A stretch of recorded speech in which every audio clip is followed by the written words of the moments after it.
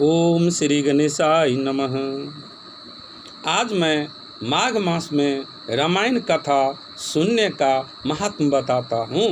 माघ मास में रामायण कथा सुनने का बड़ा ही महत्व कहा गया है। जो भी व्यक्ति माघ मास में रामायण कथा सुनता है उसका कल्याण ही होता है। एक बार की बात है, मालती नामक एक व्याध था।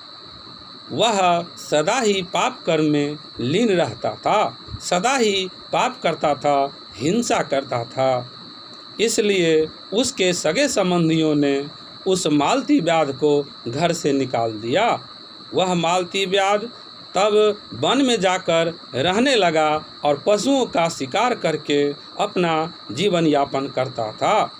एक दिन वशिष्ठ मुनि के आश्रम के निकट जाकर घास फूसों से एक झोपड़ी बनाकर वहीं रहने लगा। संजोगवश काली नाम की एक ऐसी स्त्री थी जो अपने पति की हत्या कर दी थी। उसके पिता ने उसको भी घर से निकाल दिया था। काली भी उसी मालती व्याध के पास जाकर रहने लगी। दोनों पति पत्नी का संबंध बनाकर वहीं वशिष्ठ मुनि के आश्रम के निकट झोपड़ी में रहने लगे।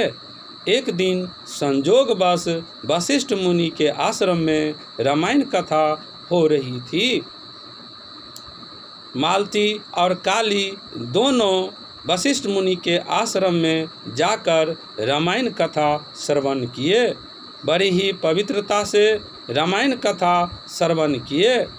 इस रामायण कथा के श्रवण के कारण दोनों का कल्याण हुआ, हर पापों से मुक्ति मिली। वे ही मालती व्याध अगले जन्म में राजा सुमति हुए और वही काली स्त्री जो थी वह उस राजा सुमति की रानी सत्यवती हुई। इस प्रकार माघ मास में रामायण सुनने से मालती व्याध और काली का कल्याण हुआ। इस प्रकार देखा जाए तो माघ मास में रामायण सुनने का बड़ा ही महत्व बताया गया है। जो भी व्यक्ति माघ मास में रामायण सुनता है उसका कल्याण ही होता है। इसलिए भाइयों और बहनों, यदि माघ मास में किसी अच्छे पंडित से, अच्छे विद्वान से रामायण कथा सुनने का अवसर मिले तो ज़रूर सुनना चाहिए। जय श्री राम।